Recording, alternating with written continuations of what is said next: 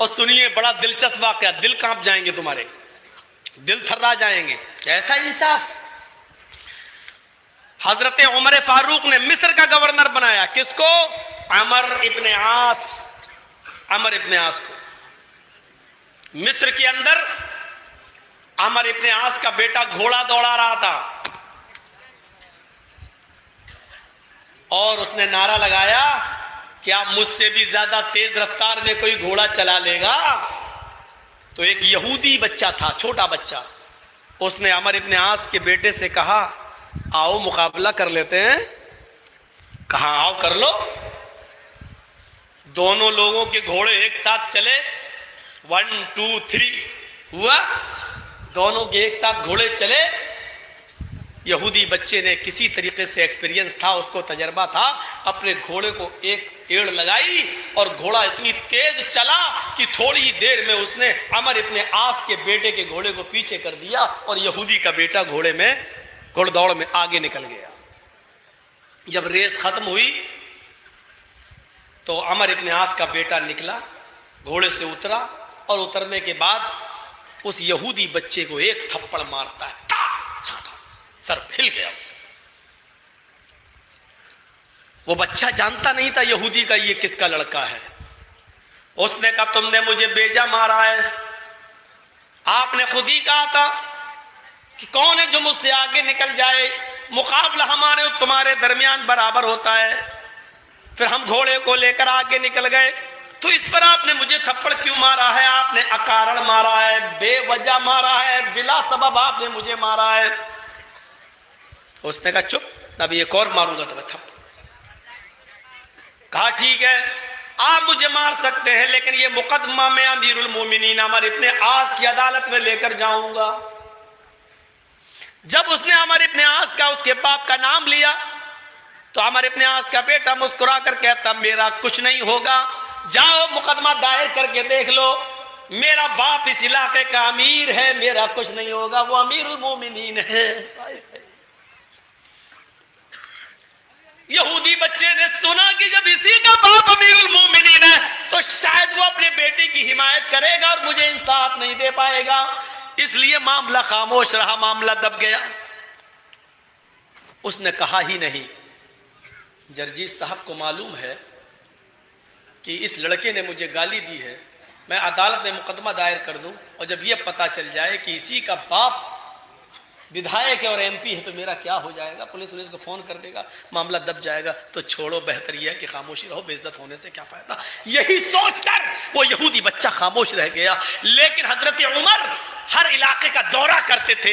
1 महीने के बाद वो मिस्र में पहुंचते हैं तो हालात का जायजा लेते थे और लोगों को बिठाकर पूछा करते थे, तुम्हें कोई परेशानी तो नहीं है अपने अमीर से, अमर इब्ने आस में कोई कमी तो नहीं है। लोगों से पूछते थे अपने अमीर के बारे में जिसको हमने गवर्नर बनाया है, यही काम कर रहा कि नहीं कर रहा, ये जिम्मेदारी होती है। आपके इलाके में कोई आता है? कौन सा इलाका है आपका? मोहब्बतपुर। विधायक कौन है यहाँ का? जो भी हो, चलिए 2-2-3 दिन जो भी हो, अल्लाह। उस विधायक के बारे में क्या कभी चीफ मिनिस्टर आया है यहाँ पूछने के लिए कि आपको अपने विधायक से कोई तकलीफ तो नहीं है? एक मिसाल दे रहा हूं मैं, ये नहीं कह रहा हूं, एक मिसाल। कहीं भी मेरा इलाका इटावा, मेरा इलाका है इटावा। बदकिस्मती से इस मर्तबा जो लहर चली और ईवीएम का जो चमत्कार था, समझ रहे हैं ना मेरा इशारा? चुप रहो यार। मेरा इलाका इटावा, इटावा से कभी भी मुलायम सिंह का कैंडिडेट कभी नहीं हारा, हमेशा इटावा से वही जीतते रहे। तो इटावा का ही मुलायम सिंह हमेशा सपाही का कैंडिडेट जीते। लेकिन इस मर्तबा का मामला ऐसा हुआ कि कुछ तो लहर थी और कुछ ईवीएम का मौजिजा था, करामत थी, ईवीएम का चमत्कार कह लो। हनुमान जी की और बजरंग बली की बड़ी कृपा है इस वक्त ईवीएम पर, और रामचंद्र जी का आशीर्वाद है। तो इसलिए अभी भी देख रहा हूं ना, बंगाल में एक इलाके में बटन दबाया जा रहा है, टीएमसी को वोट जा रहा है बीजेपी को। चुनाव अधिकार कह रहा है इलेक्शन कमीशन कि हाँ कुछ गड़बड़ी हुई है। अरे गड़बड़ी हुई है तो बीजेपी को वोट क्यों जाता है? ये अकल में सोचो। अरे गड़बड़ी हुई है, हम टीएमसी को दे रहे हैं तो कांग्रेस में जाना चाहिए, कभी सीपीएम में जाना चाहिए। ये गड़बड़ी ऐसी क्या है जो बटन दबाओ तो कमल बढ़ ही जाता है, इतनी बड़ी गड़बड़ी। ये गड़बड़ी नहीं है, ये रामचंद्र जी का चमत्कार है। यह आशीर्वाद है रामचंद्र जी का, जो सिर्फ बेचारे कमल वालों को मिला हुआ है। और रामचंद्र जी की कृपा सिर्फ इन लोगों के ऊपर है, क्योंकि रामचंद्र जी भी जानते हैं कि यही हमारे सच्चे भक्त हैं। हमने कह दिया जो कहना था। समझदार होगे तो समझ गए होगे, नहीं समझे होगे तो रात में सोच लेना, सुबह तक आपको समझ में आ जाएगा कि मैंने कितनी बड़ी बात कह दी। और जी हिंदुस्तान वाले की खोपड़ी में बैठ गया तो 4 दिन दिखाएगा, देखो कहां छिपा है मौलवी, ये मौलाना जल, ममता का मौलाना, देख रहे ममता का मौलाना। अल्लाह का शुक्र है ममता का मौलाना बोल रहा है। हमें तो डर लग रहा है कहीं ये ना बोल दे कि मौलाना की ममता, मौलाना की ममता, डर लग रहा है कहीं ये ना बोल दे। एक ने मुझसे पूछा चैनल वाले ने कि मौलाना साहब कहां हैं इस वक्त आप यहां क्यों नहीं आ रहे हैं? मैंने कहा यार यूपी में योगी जी नहीं छोड़ते, दिल्ली में मोदी जी नहीं छोड़ रहे हैं, तो हमको भाई जहां ममता मिली मैं वहां चला गया। तो उसने लगा कि क्या बोला, हमने कहा मतलब ममता मतलब प्रेम मोहब्बत, हमने दोनों बातें कह दी। हमको जहां ममता मिली मतलब जहां ममता की दीदी है वहां हम चले गए, और ममता का एक प्यार, जहां मुझे प्यार मिला, जहां के लोगों ने मुझे बुलाया मैं वहां चला गया। कहने लगा मैं सब समझ रहा हूं आप कहना क्या चाहते हैं। हमने कहा अल्लाह का शुक्र है कि अब बुद्धुओं को भी अकल आ गई है, अब मेरी बातें समझने लगे हैं। इतनी अब बताइए ये क्या कहां छिपा है मौलाना। फिर मैंने उसकी खैर खबर ली। मैंने कहा कि जी हिंदुस्तान की एंकर पूछ रही है कहां छिपा है, किस बिल में? मोदी जी ने तेरी आंख में जो चश्मा लगाया है उससे तू अंधी हो गई है, तुझे दिख नहीं रहा है कि मैं कहां हूं। अरे मैं आज भी बंगाल में हूं, ममता के इलाके में हूं, अपने आदमियों को भेज और देख मैं कहां हूं। देख अब चश्मा ही तेरे ऊपर लग गया, तू अंधी हो गई, तो हम क्या करें? अब किसी का चश्मा तुझे अंधा करा दे तो अपनी आंख का ऑपरेशन कराओ, मोतिया बिंद हो गया हो तो ऑपरेशन कराओ। मौलवी जर्जीस कहीं नहीं छुपा है। अल्लाह का शुक्र है कि वो इसी हिंदुस्तान में है, अपने मुल्क में है, अपने देश में है, उस देश में है जिसको मुसलमान उलमा ने अपनी शहादत और अपनी कुर्बानी और फांसी के फंदों पर झूल कर इस देश को आजाद कराया। उस देश में हूं कि अगर हमारे मौलवियों ने इस देश को आजाद ना कराया होता तो मोदी जी भी इस देश के प्रधानमंत्री नहीं बन पाते। मोदी जी को शुक्रिया अदा करना चाहिए मुसलमान उलमा का, और हम मुसलमानों का एहसान मानना चाहिए कि अगर इन मुसलमानों ने अपनी खून की कुर्बानी ना दी होती तो ये कभी सपना नहीं देख पाते, मोहन भागवत कभी इनको प्रधानमंत्री नहीं बना पाता। ये हम मुसलमानों की मिरहने मिन्नत है, और जिंदगी भर हमेशा एहसान रहेगा मुसलमानों का मोदी जी के ऊपर। जी तो मैंने कह दिया, कहना भी चाहिए, क्योंकि बुजुर्गों का अदब और एहतराम करना कोई बुरी चीज नहीं है, चाहे वो किसी भी धर्म के मानने वाले हों। तो मेरे भाइयों ये एहसान तुम्हें मानना पड़ेगा। अगर हम मुसलमानों ने अपनी जान की कुर्बानियां ना दी होती तो ये देश आजाद नहीं होता, और देश आजाद ना होता तो अभी अंग्रेज हुकूमत कर रहे होते, और अंग्रेज हुकूमत कर रहे होते तो मोदी जी का नंबर आता नहीं, वो अभी प्लेटफार्म पे चाय बेच रहे होते, थोड़ी सी तरक्की करके पकोड़े वकोड़े तल रहे होते, इतना हो जाता। लेकिन देश के प्रधानमंत्री नहीं बन पाते। देश के प्रधानमंत्री बने तब कब जब देश को मुसलमानों ने अपना खून बहाकर आजाद कराया, लाखों उलमा ने कुर्बानियां दी। जब देश आजाद हुआ और आजाद हुआ तो जमहूरी निजाम चला, और बाबा भीमराव अंबेडकर के बनाए हुए कानून के मुताबिक एक नीची जात के आदमी को भी प्रधानमंत्री बनने का मौका मिला। ये मिला कब? जब मुसलमानों ने खून बहाकर इस देश को आजाद कराया। तो एहसान किसका हुआ? हम मुसलमानों का। लेकिन चलो हम माफ कर रहे हैं, मत मानो, क्योंकि तुम हकीकत का एतराफ कर नहीं पाओगे, और हकीकत है यही, हकीकत है यही। तो मेरे प्यारे साथियों थोड़ी सी बात आगे चली गई। मैं कहना यह चाहता था कि 1 महीने के बाद हजरत उमर फारूक रजी अल्लाह ताला अन्हु आए, और आने के बाद जब मीटिंग ली लोगों की, पूछा कैसे हालात है, लोगों ने बताया बहुत अच्छे, अमर इब्ने आस सही काम कर रहे हैं, कि हाँ काम सही कर रहे हैं। लेकिन वही छोटा सा बच्चा खड़ा हुआ और कहने लगा, अमीरुल मोमिनीन आप मदीने से आ रहे हैं जी, अगर आप मुझे इंसाफ दिला दें तो आपकी मेहरबानी होगी। कहा कि तुम कौन हो? कहा मैं एक यहूदी बाप का बेटा हूं। कहा इधर आओ। हाय हाय, अपना शहर है, मुसलमानों की बस्ती है, एक यहूदी बेटे को बुला रहे हैं। कौन? अमीरुल मोमिनीन। काश योगी जी भी कभी हमको बुलाते और इस प्यार से बिठा के बोलते, बताओ बेटा कोई तकलीफ तो नहीं है तुम्हें, बताओ ये देश सबका है, ये प्रदेश भी सबका है, तुम मुसलमान हो तो कोई आफत तो नहीं आ रही तुम्हारे ऊपर। काश इस तरीके से कोई पूछने वाला आज हमारे इस मुल्क में, इस देश में होता तो इस देश को सलामी दी जाती। हम तो सलामी वैसे भी देते हैं, कहाँ गद्दार लोग सलामी देंगे, जिन्होंने महात्मा गांधी को नहीं छोड़ा हो वो हमें छोड़ेंगे। अमीरुल मोमिनीन ने उस यहूदी बच्चे को अपनी गोद में बिठाया और कहा, बेटे तुम्हें डरने की कोई जरूरत नहीं है, तुम्हें इंसाफ मिलेगा, तुम बताओ क्या तुम्हारे साथ प्रॉब्लम हुई है। कहता अमीरुल मोमिनीन, ये अब इस शहर के गवर्नर है मिस्र के, इनका बेटा घोड़ा दौड़ा रहा था और घोड़ा दौड़ाते हुए कहने लगा कि कोई है जो हमसे अच्छा घोड़ा दौड़ा ले। मैंने उनके चैलेंज को कबूल कर लिया, हम दोनों एक साथ घोड़ा दौड़ाने लगे, मैंने अपने घोड़े को एड़ लगाई और मैं आगे निकल गया। अमीरुल मोमिनीन मैं जीत गया, कोई पैसा शर्त नहीं लगाता, कोई रकम शर्त नहीं लगी थी, बस एक मुकाबला हो रहा था कि मेरा घोड़ा अच्छा कि तुम्हारा घोड़ा अच्छा, मैं अच्छा दौड़ा लेता हूं या आप। मेरा घोड़ा आगे निकल गया, जब ये हार गए तो ये उतरे और सबके सामने इन्होंने मेरे एक थप्पड़ मारा। मैंने कहा कि तुमने मुझे अकाल बिला सबब मारा है, तो इन्होंने कहा चुप रहो वरना एक और मार दूंगा।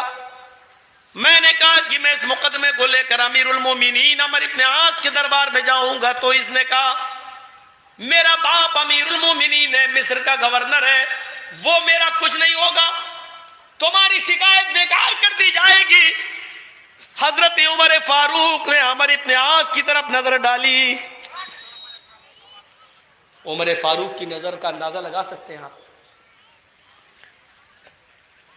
हजरत उमर फारूक ने जब अमर इब्न आस की तरफ नजर डाली, सख्त लहजे में फरमाया, है अमर इब्न आस, जब लोग आजाद पैदा हुए हैं, जब लोग आजाद पैदा हुए हैं तो तुम्हारी गवर्नरी में, तुम्हारी अमीरी में, तुम्हारी इमारत में, तुम्हारी सदारत में जो देश, जो मुल्क, जो शहर चल रहा है, उसमें किसी को गुलाम बनकर रहने की क्या जरूरत है। बेटे को बुलाओ। अमर इब्न आस ने अपने बेटे को आवाज दी, हजरत उमर से सफाई पेश करते हुए कहा कि इस बच्चे ने हमारे दरबार में शिकायत ही नहीं की, अगर शिकायत की होती तो मैं इंसाफ जरूर दिलाता। बेटा आ गया। हजरत उमर ने पूछा, क्या यही बच्चा है अमर इब्न आस का जिसने तुम्हें थप्पड़ मारा है? उस यहूदी बच्चे ने कहा, अमीरुल मोमिनीन, इसी ने मुझे थप्पड़ मारा है। खड़े हो जाओ। खड़ा हो गया। थप्पड़ मारा है? जी मारा है। ये जो बोल रहा सही है? जी सही है। लोगों से पूछा, क्या तुमने अपनी आंखों से देखा? उन्होंने कहा हाँ सही है। कहा यहूदी बच्चे से, बेटा जितनी जोर से इसने तुम्हें थप्पड़ मारा है उतनी जोर से तुम भी इसको थप्पड़ मारो और अपना इंतकाम ले लो। देश अपना, मुल्क अपना, मुसलमानों की तादाद अपनी, लेकिन एक गरीब और यहूदी बच्चे को इंसाफ। उस यहूदी बच्चे ने जोर से तड़ाकेदार थप्पड़ मारा, उतनी जोर से जितनी जोर से उसने मारा होगा। हजरत उमर फारूक ने कहा, हिसाब किताब बराबर, आइंदा ख्याल रखना। ठीक है। अमर इब्न आस, तुम भी इधर आओ। मैं जी, खड़े हो जाओ। खड़े हो गए। ये चीज देखने के लायक है, ये चीज देखने के लायक है। तारीख ऐसी मिसाल पेश करने से काफिर है, चाहे वो हिंदू धर्म की तारीख हो, ईसाइयत की तारीख हो, यहूदियत की हिस्ट्री हो, ईसाइयों के पास हिस्ट्री हो। लाओ लाओ जो हिस्ट्री इस्लाम पेश कर रहा है। खड़ा कर दिया। हजरत उमर फारूक ने अमर इब्न आस को और अपने साथ जिस खादिम को लाए थे, कहा एक थप्पड़ इस गवर्नर को भी मारो, अमर इब्न आस को। अमर इब्न आस ने कहा कि मुझे क्यों मारा जा रहा है? कहा पहले थप्पड़ खाओ, बाद में बताऊंगा। कहा अमीरुल मोमिनीन, मेरा कसूर क्या है? कहा अभी बताता हूं। गुलाम उठा हजरत उमर का और एक थप्पड़ मारा अमर इब्न आस के गाल पर। कहा अब सुनो तुम्हारा कसूर क्या है। अरे बेटे ने जब इसने कहा था मैं शिकायत करूंगा, अदालत में जाऊंगा, तो तुम्हारे बेटे ने कहा था कि मेरा बाप अमीर है, मेरा कोई कुछ नहीं कर सकेगा। तुम्हारे बेटे को हिम्मत इसलिए पड़ी क्योंकि तुम अमीर थे, और तुम्हारे बेटे ने जुमले इसलिए कहे क्योंकि तुमने अपने बेटे को सही तरबियत नहीं दी, सही तालीम नहीं दी। तुमने ये नहीं पढ़ाया कि अमीर और गरीब, ओहदेदार और रियाया सब बराबर है, इस्लाम लाने के बाद कोई बड़ा और कोई छोटा नहीं है। अगर तुमने ये सबक पढ़ाया होता अपने बेटे को तो तुम्हारा बेटा ये कहने की जरूरत नहीं करता।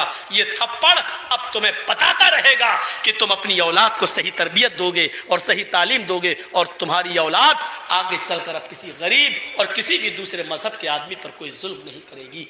ये इंसाफ था हजरत उमर फारूक रज़ी अल्लाह तआला अन्हु का। कहां है मिसाल?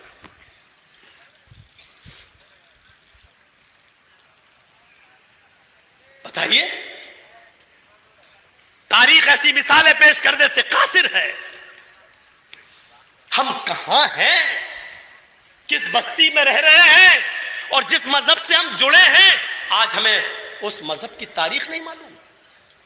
ये इंसाफ जब देखा जाता था तो मेरे भाइयों लोग जौक दर जौक इस्लाम के तरफ बढ़ जाया करते थे और कलमा पढ़ा करते थे, अशहदु अल्ला इलाहा इल्लल्लाह व अशहदु अन्ना मुहम्मदन अब्दुहु व रसूलुहु। ये कलमा पढ़कर वो इस्लाम के दायरे में दाखिल हुआ करते थे, इस्लाम के दामन में अपना सर छिपाया करते थे और आ जाया करते थे कि हमें आदल यहां मिलेगा, हमें इंसाफ यहां मिलेगा। एक इंसाफ ये है, देख रहे हो, कुरान करीम की 26 आयतों को निकालने की बात हुई, हो गई, अरे मामला खत्म था। लेकिन उसको हवा देखो कैसे दी गई। हालांकि मैं इसके खिलाफ हूं। सुप्रीम कोर्ट में जब ये अर्जी दी गई कि 26 आयतें कुरान से निकाली जाएं, ये किसने दी है? मैं आपसे नाम नहीं पूछ रहा हूं, जोर से मत बताइएगा। मैं दो कौड़ियों के लोगों के नाम नहीं लेता हूं। मेरी तकरीर की कीमत करोड़ों अरबों खरबों रुपए है। दो कौड़ी के लोगों का नाम लेकर मैं इनकी हैसियत को बढ़ाना नहीं चाहता हूं। भाई कुरान और हदीस की कोई कीमत है क्या? करोड़ों अरबों खरबों रुपए में भी कोई कुरान और हदीस को खरीद सकता है क्या? नहीं, उसकी कोई कीमत ही नहीं। दो कौड़ियों के लोगों के नाम लें, देने दीजिए 26 आयतें निकालो, 24 निकालो। वो जो चाह रहा था हमने उसको उसके मकसद में कामयाब कर दिया। सबसे बड़ी बात ये, वो चाह रहा था कि हम कहेंगे तो मुसलमान आग बगूला होगा, आग बगूला होगा तो हम हुकूमत की नजर में उतने प्यारे बन जाएंगे, और मुसलमानों की नजर में तो वैसी दुश्मन है ही। वो जो चाह रहा था वो उसको हो गया। सुप्रीम कोर्ट को इख्तियार ही नहीं है कि 26 आयतें, अरे 26 तो छोड़ो, एक आयत भी नहीं निकाल सकती, और एक आयत तो छोड़ो, एक आयत का नुक्ता भी नहीं निकाल सकती।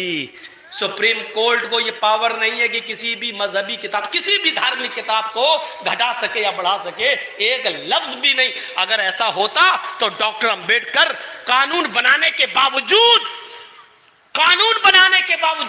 जिनका बनाया हुआ कानून सुप्रीम कोर्ट में चल रहा है, इसके बावजूद वो मनुस्मृति से वो चीजें नहीं निकलवा सके जो आज भी मनुस्मृति में हिंदू धर्म की नाक कटाती हैं। मसलन ब्राह्मण ने अपने मुंह से ब्राह्मण को पैदा किया, पैरों से शूद्र को पैदा किया, और अब ब्राह्मण किसी हरिजन की लड़की को, शूद्र की लड़की को देख ले और पसंद आ जाए तो हरिजन को चाहिए कि वो लड़की लाकर ब्राह्मण को दे दे, और शूद्र को अगर कोई ब्राह्मण की लड़की पसंद आ जाए और देख ले तो ब्राह्मण को चाहिए कि उसकी आंखें फोड़ दे, तूने ब्राह्मण की लड़की कैसे देखी। ये देखिए, ये लिखा है बाकायदा मनुस्मृति में, लेकिन आज तक कोर्ट इसको नहीं हटा सकी, क्योंकि कोर्ट को यह इख्तियार ही नहीं है कि किसी भी धार्मिक किताब को हटाए या घटाए या बढ़ाए। ये केस खारिज हो जाता, अपने आप खारिज हो जाता, लेकिन हमने उसके नाम को उछाला, इतना उछाला कि हमने उसको उछाल के हीरो बना दिया। हीरो, कोई औकात नहीं थी उसकी। लेकिन अल्लाह का शुक्र हुआ कि तू कुरान की 26 आयतों को निकालने की बात करता था, तेरी औलाद ने तुझे निकाल दिया, तेरी बीवी तक ने तुझे निकाल दिया, तेरे रिश्तेदारों ने भी तुझे निकाल दिया। ये अल्लाह की वो मार है जो ऊपर से तेरे ऊपर पड़ी है। और इंशाअल्लाह, कहो जोर से, इंशाअल्लाह एक दिन तू इसी तरीके से दुनिया से भी निकलेगा और जहन्नम तेरा मुकद्दर बन चुकी है। कहो इंशाअल्लाह। इंशाअल्लाह। कुरान पर हर्फ रह क्या गया? कुरान पर एतराज रह क्या गया? और सुनो, इस कमीने इंसान ने कुरान पर यह एतराज नहीं किया। इसने 3 खलीफा का नाम लिया। इसने क्या कहा कि अबू बकर ने, उमर ने और हजरत उस्मान ने, इन तीनों ने वो 26 आयतें उसमें दाखिल कर दी जो अल्लाह ने उतारी नहीं थी। इन लोगों ने उसमें घुसा दी जो कुरान का हिस्सा नहीं है। अब है बहरूपिये, अब है सरकार के हड्डियों पे पलने वाले देशी कुत्ते। ये जुमले बोले जा सकते हैं, मेरे ऊपर मुकदमा नहीं चलेगा, मैं किसी का नाम ही नहीं ले रहा हूं। अबे देशी कुत्ते। 3 सहाबियों ने जब उसको दाखिल कर दिया था तो चौथे खलीफा हजरत अली थे कि नहीं? तू ही तो उनको सबसे बड़ा मानता है। तो जब अली की हुकूमत आई तो अली ने उन 26 आयतों को क्यों नहीं निकाला? अगर मुसलमान मुजरिम हुए तो तेरी नजर में तो अली भी मुजरिम हुए। जब वो खलीफा बने, पावर उनके पास आ गया, ताकत उनके पास आ गई, तो उनको निकालना चाहिए थी ना। तो उन्होंने क्यों नहीं निकाला? इसका मतलब जिन आयतों को अली ने खलीफा बनने के बाद नहीं निकाला, तो उन आयतों को तू निकालेगा। तेरा मौला अली नहीं निकाल सका, तो ये पेशाब करके और लैट्रिन करके जो धोने की तमीज नहीं जानते, ये निकालेंगे। ये कुरान की 26 आयतों को निकालेंगे। तू भौंकता रहे कुत्तों की तरह, कुछ नहीं होना। कुरान अपनी असली शक्ल में बाकी रहेगा, कयामत की सुबह तक बाकी रहेगा। इसलिए कि इसको सरकार की तरफ से डाली गई हड्डियों पे पलने वाले कुत्तों ने नहीं नाजिल किया। इसको नाजिल करने वाली जात अल्लाह की है। इन्ना नहनु नज़्ज़लना ज़िक्रा व इन्ना लहू लहाफिज़ून। हम ही ने इस कुरान करीम को उतारा है और हम ही इसकी हिफाजत करेंगे। और सुन लो, अगर ये गलती किसी ने की, कुरान करीम की 26 आयतें तो छोड़ो, 26 लफ्ज भी नहीं निकाल सकते। और 26 लफ्ज तो छोड़ो, एक लफ्ज भी, और लफ्ज तो बहुत दूर की बात, एक नुक्ता भी अगर किसी ने बदलने की कोशिश की और हटाने की कोशिश की, रब्बे काबा की कसम, उस मुल्क के अंदर कयामत बर्पा हो जाएगी। उस मुल्क के अंदर खून की नदियां बह जाएंगी। उस मुल्क के अंदर कयामत बर्पा हो जाएगी। कयामत, ये अगर नहीं यकीन आता है तो आजमा कर देख लो, एक नुक्ता भी उसका नहीं बदल सकते। अल्लाह की तरफ से नाजिल हुई है।